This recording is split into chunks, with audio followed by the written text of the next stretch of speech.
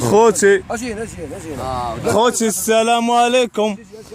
معكم في ثانية الطابة واحد خوت كانوا مريحين تيشربوا ولقاو السحور في قرعة، ها هو في طابة ثانية الطابة.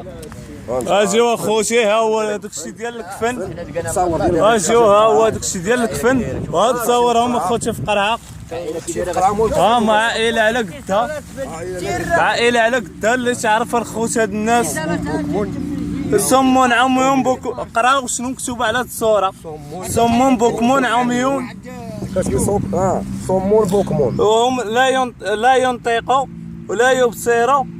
هذا الراجل شوف هاد التصاور، العائلة ديالهم، هاد التصاور عباد الله شوفوا هاد التصويره ديال الحاج، واحد التصويره باقا لتحت ديال ولدهم ولا ما عرفت شكون.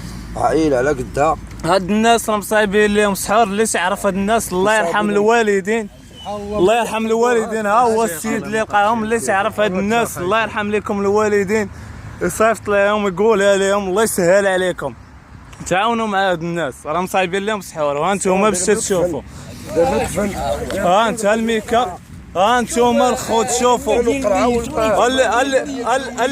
اللي في دمكم الاسلام. الناس راه بالمات الميت، المسلمين والمسلمين بالمات الميت، ها هو المسلمين واللي تي عندهم الموتى حداو هذاك الشيء، الناس اللي تيغسلوا حداوهم الله يرحم الوالدين. وصيفطوا هذا الفيديو راكم تعرفوا هذا الشيء راه تيخلع صراحه الله.